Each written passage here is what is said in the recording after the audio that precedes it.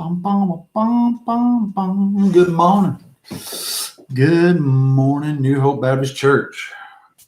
I hope everyone is doing well, and hope you survived the wind last night and the little storm that blew up. I see a lot of people lost trees and electricity. We lost our electricity last night, and Rachel and I sat around and threw dice. We played Farkle last night by candlelight. So I hope everybody survived it. And if you need anything, especially if any of our older folks need some help clearing stuff and getting things situated back to normal, if you need some help, please, by all means, give us a call and let us know. We'll come out there and help you out. And so just checking in on everyone this morning. Had a great Easter service yesterday, drive-in service yesterday. Really enjoyed it, man. The Lord just kind of cleared a way out for us. We didn't know yesterday morning. We were going to do it one way or the other, but we didn't know what it was going to be like. But God really opened a pathway, a little window there for us, and it worked out great. So, I'm still in the resurrection mindset this morning, and I want to bring up a passage about how to live that resurrected life and live in that resurrection. This was actually in my devotion time this morning, so I want to share that with you. I want everyone, if you would, to be in prayer for Forest Home Baptist Church. They lost their pastor yesterday. I say they lost him; they know where he is. He went to be with the Lord yesterday, so be in prayer for them down in Kilgore. Good morning, Sherry. But how do we live as believers in that resurrection every day? What does it look like? And so I want to kind of just go over that with you this morning. This is again from my own personal just time with the Lord this morning. I want to share that with you. We had a busy morning this morning. Had to make a run to Longview, and I helped someone out, and of course we were out without electricity this morning early. And but Romans chapter number 6 talks about that resurrected life of the believer and how that the believer works and lives this resurrected life with the Lord. Listen to what the Bible says. Know ye not that so many of us as were baptized into Jesus Christ were baptized into his death? So we see, like Christ died, we're called to die with him. When we were baptized or identified with Christ, we were baptized into his death. Therefore, we are buried with him. So when we died in Christ, we are buried in Christ with him by baptism into death, that like as Christ was raised up from the dead by the glory of the Father, even so we should walk in newness of life. So just like Jesus Christ died and rose again, we, when we are identified with him, died to self and walk in newness of life. This is how we are identified in that resurrection.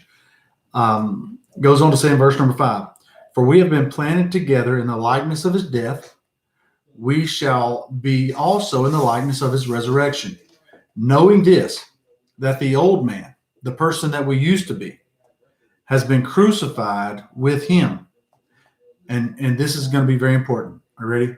That the body of sin might be destroyed, that we henceforth should not serve sin. So, and then in verse number 7, for he that is dead is freed from sin. So here's basically the breakdown. So just like Jesus Christ died and he rose again, when we are identified with him in salvation, we're baptized into him, then we are identified in the death and in the burial and the resurrection, and we walk in newness of life. What does that mean? Well, the Bible says here that we no longer serve sin. Well, what does it look like in a practical way? In a practical way, what that is again, notice the words baptism or identification. We have been baptized into this relationship with him, so that this relationship now has transformed us from one life to another life. Just like Jesus moved from this physical realm to now this eternal kingdom realm, he moved back into that eternal realm, where he no longer was defined by this earthly stuff, and now he rules and reigns rightly where he was before. He accomplished that which he came to accomplish. When you and I are identified with Christ in salvation, in that death, burial, and resurrection, then on the other side of that salvation, you and I are identified on a completely different realm. So that henceforth, we don't serve sin, or what? We don't live in that relationship any longer. It doesn't mean that we never again commit a sin. What it means is that our new life is identified on a whole nother level, in a whole nother place, so that my new relationship focus is in a different place. As we skip down to verse number 12, it kind of becomes clear. Let not sin therefore reign in your mortal bodies, that ye should obey it in the lust thereof. God has made us different in that we have been, because of salvation, identified in his death, burial, and resurrection, that like he is raised now incorruptible, we've also been raised spiritually incorruptible, so that we no longer serve sin. And in a practical way, what happens is that we don't let sin reign in our mortal body, that sin no longer gets to be in control, that we don't live in that. The believer no longer is identified there. He doesn't live there. It's not how he identifies his life.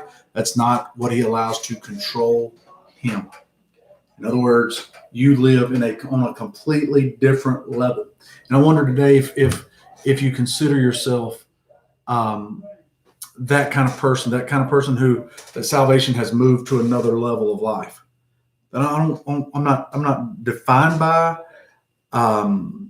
this relationship with this world and the sins of this world, that it no longer reigns in my mortal body. Fact of the matter is, we're going to talk some more about Romans chapter number 6 Wednesday night during the prayer study.